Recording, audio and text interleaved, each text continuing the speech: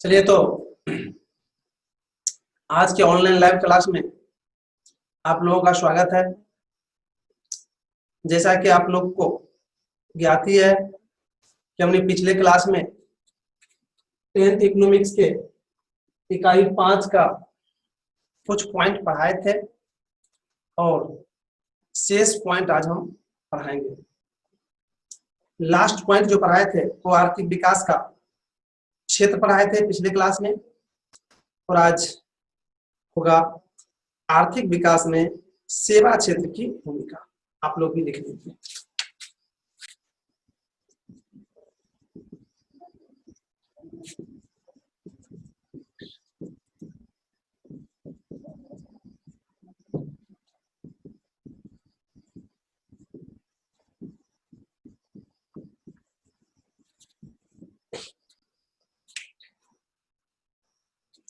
वैसे इस पर कल भी चर्चा हुआ था और आज मैं पूरी तरह से इसको क्लियर कर दूं। आर्थिक विकास में सेवा क्षेत्र की भूमिका बिल्कुल ही स्पष्ट है कि आर्थिक विकास की गति बिना सेवा क्षेत्र का बढ़ नहीं सकती है। सेवा क्षेत्र जहां उचित सुविधा आर्थिक क्षेत्र को उपलब्ध कराती है, वहीं इससे उत्पादन भी अधिक बढ़ता है, रोजगार के क्षेत्र भी बढ़ता है और फिर आर्थिक क्षेत्र उन्नत की ओर तेजी से बढ़ने लगता है। जहां सेवा क्षेत्र की स्थिति कमजोर रहती है, वहां आर्थिक विकास की गति काफी मंद रहती है। वहीं जहां सेवा क्षेत्र की स्थिति अच्छी रहती है, वहां आर्थिक विकास की गति काफी तेज रहती है। इससे यह स्पष्ट हो रहा है कि अगर आर्थिक विकास में गति लाना हो, आर्थिक विकास की स्थिति को मजबूत करना हो, तो उससे पहले सेवा क्षेत्र की स्थिति को मजबूत करना होगा। आज दुनिया के जो भी विकसित देश है, उसकी सेवा क्षेत्र की स्थिति चरम सीमा पर है और फिर उसे विकास करने में कोई दिक्कत नहीं हो रही है। तो शायद आप आर्थिक विकास में सेवा क्षेत्र की क्या भूमिका है, क्या हो सकती है, इस समझ गए शायद आप।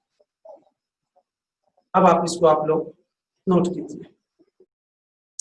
आर्थिक विकास में सेवा क्षेत्र का काफी अधिक भूमिका रहती है। सेवा क्षेत्र से रोजगार के अवसर उपलब्ध होती है, साथ ही उत्पादन दर भी इससे बढ़ता है। यही कारण है कि विकसित देश में उत्पादन दर अधिक है, क्योंकि वहां की सेवा क्षेत्र उन्नत है। वहीं बिहार राज्य में सेवा क्षेत्र कमजोर स्थिति में है, जिसके कारण इसकी आर्थिक विकास दर काफी कम है। Paragraph change. उपर्युक्त वर्णन से स्पष्ट हो रहा है कि आर्थिक विकास को सेवा क्षेत्र गति प्रदान करती है। तो इस तरह से आपने आर्थिक विकास में सेवा क्षेत्र की क्या भूमिका है उसको आपने लिख लिए और समझ भी गए। फिर भी अगर किसी तरह का दिक्कत है तो आपको एक बार मौका दिया जाता है पूछने का। पूछिए सर, सेवा क्षेत्र क्या है? सेवा क्षेत्र का मतलब उन क्षेत्र से है जिससे हमें सहायता मिलती है किसी काम को करने में।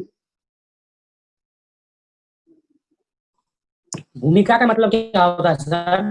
भूमिका का मतलब होता है योगदान, कि किसी भी काम में जिसका भूमिका पढ़ना होता है तो उसका क्या योगदान है जी। तो अब शायद लगता है कि आप लोगों को कोई दिक्कत नहीं है। अब हम अगले पॉइंट की ओर बढ़ेंगे। अगला पॉइंट है आपका सेवा क्षेत्र का भाग।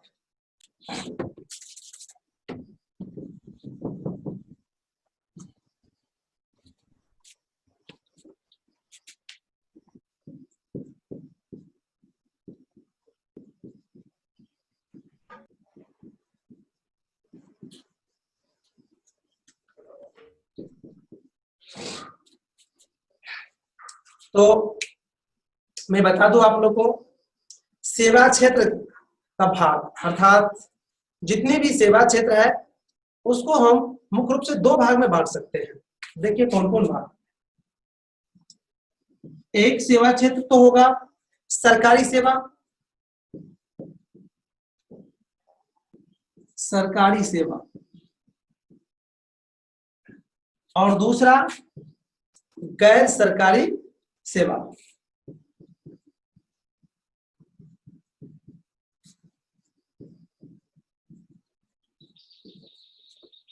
अब देखिए स्कूल कॉलेज सेवा क्षेत्र है।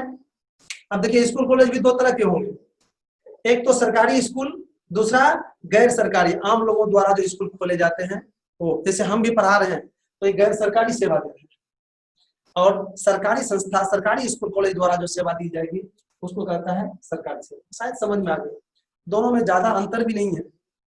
सरकार के द्वारा जो सेवा दी जाती है उसको सरकारी सेवा, गैर सरकारी संस्था अर्थात आम लोगों निजी लोगों द्वारा जो सेवा दी जाती है उसको गैर सरकारी सेवा कहा जाता है।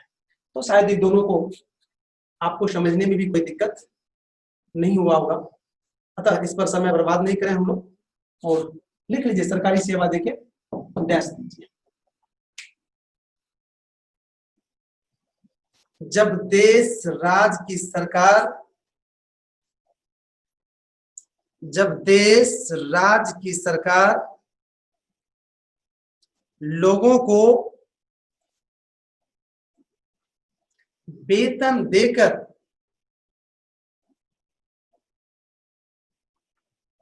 विभिन्न क्षेत्रों में उससे काम लेती है तो उसे सरकारी सेवा कहा जाता है।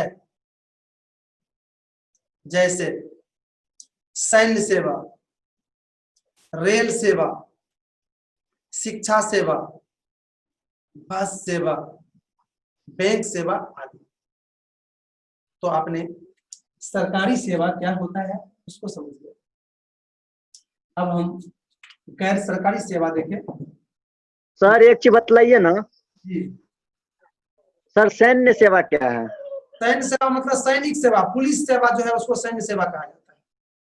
ठीक है सर, समझिए। अब गैर सरकारी सेवा देखिए डैश दीजिए और लिखिए वैसा सेवा क्षेत्र जो सरकार के द्वारा संचालित नहीं होती है उसे गैर सरकारी सेवा क्षेत्र कहा जाता है। जैसे private bank, private bus, private संचार सेवा आदि। तो इस तरह से आपने सेवा क्षेत्र के भाग को समझ गए। अगर इसमें किसी तरह का दिक्कत है तो आप हमसे क्वेश्चन पूछ सकते हैं। जी, वेतन वेतन वेतन मतलब होता है वो जो सैलरी होता है जी, जो काम करने के बदले जो दिया जाता है सैलरी, जिसको इंग्लिश में कहते हैं उसी को वेतन कहते हैं। संचार का मतलब, संचार का मतलब, संचार का मतलब, संचार का मतलब उन व्यवस्था से है जिसके द्वारा आपको या आपके बातों को एक स्थान से दूसरे स्थान भेजा जाता है, उस व्यवस्था को कहते हैं संचार। अर्थात मोबाइल, टेलीफोन, इंटरनेट, ये सब संचार के साधन हो जाता है। चलिए तो अब हम अगले पॉइंट की ओर बढ़ते हैं। संचार उत्पन्न करने में सेवा क्षेत्र का महत्व लिख लीजिए एक बार बढ़िया से।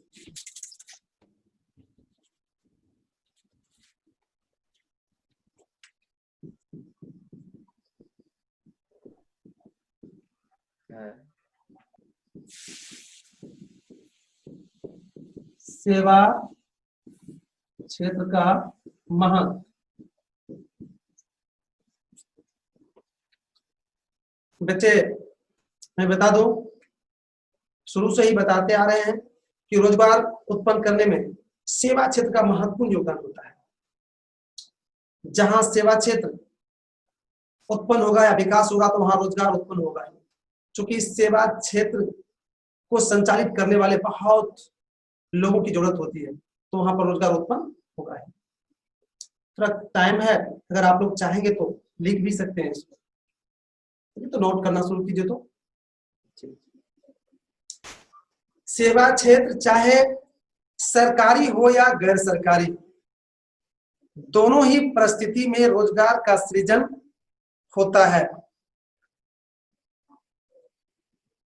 बढ़ती जनसंख्या की आवश्यकता को पूरा करने के लिए उद्योगों का विकास किया जा रहा है। अस्पताल, स्कूल, कॉलेज, बैंक आदि क्षेत्र बढ़ाए जा रहे हैं। इससे दिन प्रतिदिन रोजगार का अवसर चरम सीमा पर पहुंच रहा है। यही कारण है कि आज रोजगार उत्पन्न करने में सबसे आगे सेवा क्षेत्र निकल रहा है। तो मैंने रोजगार उत्पन्न करने या रोजगार सृजन करने में सेवा क्षेत्र का क्या महत्व है, क्या योगदान है, उसको हमने बताया। अब आगे नहीं बढ़ पाएंगे क्योंकि समय समाप्त हो रहा है। तब आज के क्लास को यहीं पर विराम देना